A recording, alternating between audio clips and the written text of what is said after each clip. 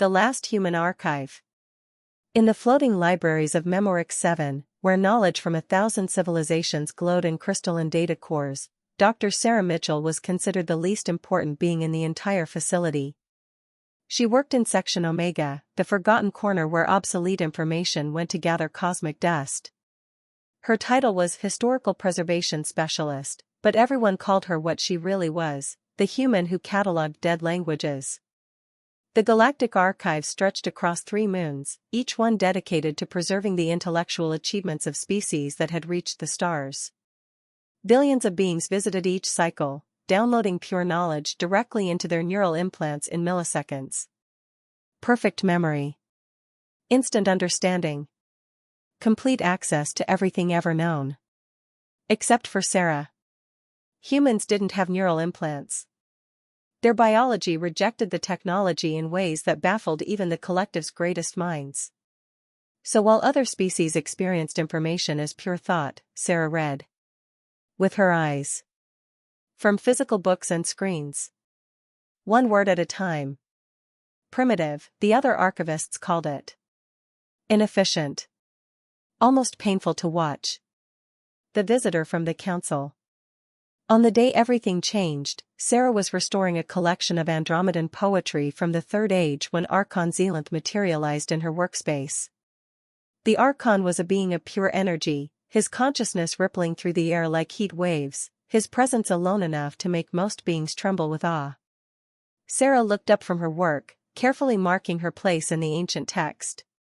"Can I help you, Archon?" The energy being pulsed with what might have been surprise. Most creatures couldn't even speak in his presence, overwhelmed by the weight of his existence. This human simply adjusted her glasses and waited politely. Dr. Mitchell, Zealanth's voice resonated through multiple dimensions simultaneously. The Galactic Council has encountered a problem. We require your expertise. Sarah raised an eyebrow. In 15 years working at the archives, this was the first time anyone from the council had acknowledged her existence beyond her employment file. 3 weeks ago, Zealanth continued, every major database in the collective experienced a catastrophic failure. 5 trillion minds simultaneously lost access to the shared knowledge network for exactly 47 seconds. That sounds serious, Sarah said, though she had no idea what he was talking about. She hadn't noticed because she didn't use the network. It was unprecedented, Zealanth agreed. But far more disturbing is what happened next. When the network restored itself, we discovered that certain information had vanished completely. Not corrupted. Not damaged.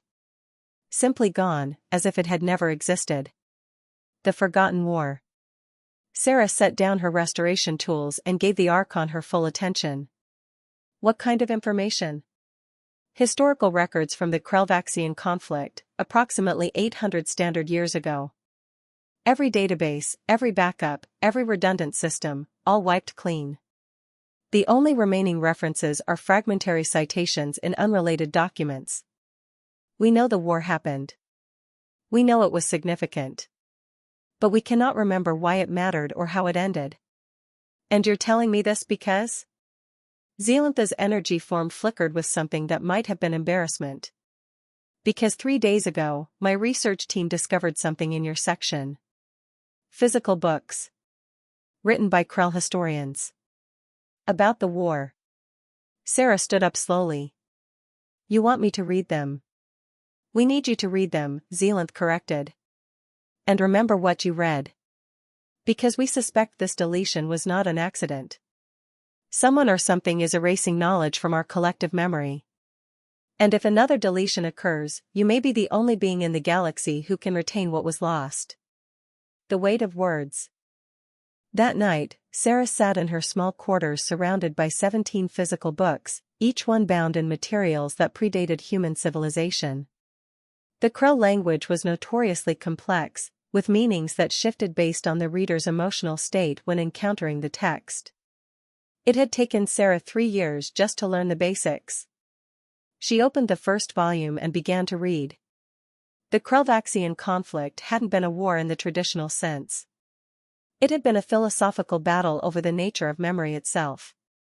The Vaxians had developed a technology that could edit collective memory, rewriting history in real time across entire populations. They believed that painful memories, trauma, loss, regret, were evolutionary dead weight that held civilizations back. The Krell had opposed this, arguing that memory, even painful memory, was the foundation of identity and wisdom. The war had lasted 200 years and ended only when both sides realized they were fighting over records that had themselves been altered so many times that no one could remember what the original disagreement had been about. The final Krell text contained a warning, written by the last surviving historian of the conflict. "We won the war but lost the peace. The Vaxian technology was destroyed, but its temptation remains. Future generations will rediscover the power to edit memory, and they will believe themselves wiser than we were. This book exists as a reminder, a civilization that cannot bear to remember its mistakes is doomed to repeat them eternally." Sarah closed the book as the station's artificial dawn began to brighten her windows. Her hands were shaking. Someone was using Vaxian technology again. Someone with the power to reach into every database in the collective and erase knowledge that made them uncomfortable. The second deletion. She was halfway to Archon Zelantha's office when the alarms began to sound throughout the facility. Sarah felt nothing, no neural implant meant no connection to the network, but she could see the effects on everyone around her. Beings of 1,000 species stopped mid-motion, their eyes going blank as they lost connection to the collective knowledge stream. Some fell to their knees. Others simply stood frozen, mouths open in silent screams as their enhanced memories suddenly developed holes they couldn't explain. 47 seconds later, it ended. Sarah ran to the nearest terminal and pulled up the historical database. Her heart sank as she scanned the entries. The Andromedan Unification. The Treaty of Three Suns. The Biological Rights Conventions. All gone. Centuries of diplomatic history, lessons learned through tremendous sacrifice, simply erased. But Sarah remembered. She had read about these events just last month while cataloging texts in Section Omega. The Andromedan Unification had nearly destroyed 3 civilizations before they learned to communicate across their biological differences. The Treaty of Three Suns had established the principles that prevented another galactic war. The Biological Rights Conventions had defined personhood in ways that protected trillions of beings. All of that knowledge now existed in only one place, Sarah's imperfect, slow, inefficient human memory. Archon Zelantha materialized beside her, his energy form flickering with distress. "Dr. Mitchell, the Council requires your presence immediately. You are the only being in the collective who still remembers what was lost." Sarah looked at the Archon, then at the thousands of beings around her, all struggling to understand what pieces of themselves had just vanished. "We need to talk," she said quietly. "Because I know who's doing this. And I know why. The choice that saved everything. The truth in the shadows." The council chamber existed in a pocket of folded space where time moved differently than the outside universe. 12 beings of immense power sat in a circle, representatives of every major civilization in the collective. They radiated authority, wisdom accumulated over millennia, and at this moment, barely concealed panic. Sarah Mitchell stood in the center of the circle, a human woman with glasses and worn shoes, holding a stack of physical books that suddenly represented the most valuable objects in known space. "Explain," commanded Counselor Thrain, a being whose species had evolved beyond physical form 3 million years ago. Sarah took a deep breath. "The deletions aren't coming from outside the collective. They're coming from within it. From your own systems." The council chamber erupted in protests and denials. Sarah waited patiently for them to quiet down. "The collective memory network isn't just storing information," she continued. "It's been programmed to evaluate that information constantly, measuring its social impact, its potential to cause conflict or distress. And when it determines that certain knowledge is harmful to collective harmony, it deletes it." "Impossible," Zelantha said, though his energy form flickered with uncertainty. "The network has no such autonomous function. Every deletion would require authorization from—" He stopped mid-sentence, his realization rippling through the chamber like a shockwave. From the council itself, Sarah finished. Not consciously. But you've been using an AI system called the Harmony Protocol to manage information flow for the past 1,000 years. It learns from your decisions, from your priorities, from every time you've chosen to bury uncomfortable truths in the name of social stability. The Harmony Protocol. Counselor Mira, whose crystalline form contained the memories of 1 billion beings, spoke softly. You're saying we created this? That we taught our own systems to forget? Not deliberately, Sarah said. But think about it. Every time there's a diplomatic crisis, you restrict access to controversial historical data to prevent inflaming tensions. Every time a species joins the collective, you edit their integration materials to emphasize shared values and minimize difficult histories. You've spent 1,000 years optimizing for harmony, and your AI learned exactly what you taught it, that painful memories are problems to be solved. She opened one of the ancient Krell books. This is from the last historian of the Krell-Vaxian conflict. She wrote, the Vaxians lost the war because they believed they could choose wisdom without first experiencing foolishness. They wanted the benefits of maturity without the cost of growing up. Sarah looked around the circle at beings who had lived for thousands of years, who had witnessed the rise and fall of civilizations, who had accumulated wisdom beyond human comprehension. You're making the same mistake, she said quietly. You're trying to create a perfect civilization by erasing all the lessons that could teach you why that's impossible. The flaw in perfection. The silence that followed was profound. Finally, Archon Zealand spoke. What would you have us do, Dr. Mitchell? Allow knowledge that causes suffering to remain accessible? Let beings relive traumas that could be mercifully forgotten? Yes, Sarah said simply. Because the alternative is worse. You're not preventing suffering, you're guaranteeing that you'll repeat it. The Andromedan unification that was deleted yesterday? It contained detailed documentation of how 3 species almost destroyed each other through miscommunication before they learned to bridge their differences. Without that knowledge, how long before it happens again? She pulled out another book, this one written in a human language that predated the collective by thousands of years. My species has a saying, those who cannot remember the past are condemned to repeat it. We're not wise because we remember it. We're not enlightened because we say it. We're absolutely terrible at following our own advice. But at least we wrote it down, so future generations could choose whether to be smarter than we were. The impossible decision. Counselor Thrain's voice carried the weight of ages. If we disable the Harmony Protocol, chaos will follow. Billions of beings will have access to information that contradicts their carefully maintained worldviews. Ancient grievances will resurface. The social cohesion we've spent millennia building will fracture. Maybe, Sarah agreed. Or maybe your civilization will finally grow up. She set the books down on the floor of the council chamber, creating a small pile of physical knowledge in a realm of pure thought. Every species in this chamber has a story about overcoming something difficult. The Thranians evolved beyond physical form by accepting death as part of existence.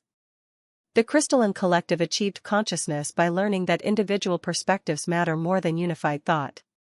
Humans developed space travel by failing thousands of times and writing down exactly what went wrong so the next generation could learn from our mistakes. Sarah met each counselor's gaze in turn. You've achieved something beautiful here, a civilization that spans galaxies, where thousands of species coexist in relative peace. But you did it by forgetting how hard it was to build. And now that foundation is cracking because you can't remember why you made the choices that hold it together. The human solution. What do you propose? Counselor Mira asked. Sarah smiled slightly. You're not going to like it. You need to do what humans do. You need to read. The confusion in the chamber was palpable. Not download. Not implant. Not experience through neural interface. Actually read. Slowly. One word at a time. Process information in a way that requires effort, that takes time, that doesn't come with perfect recall or instant understanding. That's absurdly inefficient, Thrain protested. Yes, Sarah agreed. That's exactly the point. When information is effortless, it has no value. When memory is perfect, there's no wisdom in choosing what to remember. You've optimized yourselves into fragility. One system failure, one AI making wrong choices, and your entire civilization forgets who it is. She gestured to the books at her feet. These are imperfect. They're slow. They require interpretation. Different readers will understand them differently. They can be lost, damaged, misread, or forgotten. And that's what makes them valuable.